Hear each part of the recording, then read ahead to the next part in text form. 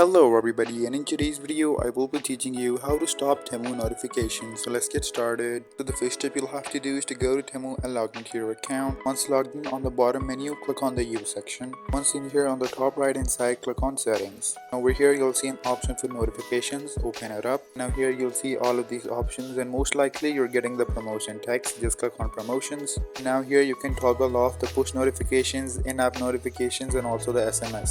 Now you can also turn off notifications by going into your settings. From there go to apps and then see all apps, and over here make sure to click and find on Temu. Once under Temu settings, scroll down and you'll see notifications. Tap on it and make sure to turn off all notifications. If you still are getting messages, then the best option is to delete your account. So go back to the settings of Temu. Once in here, make sure to click on account security. Now at the bottom you'll see an option for delete your Temu account. So tap on it and now you can go through the process of deleting the account. And there you go. If you guys found this video helpful, make sure to leave a like and subscribe to our channel. I'll see you all in the next one. Goodbye.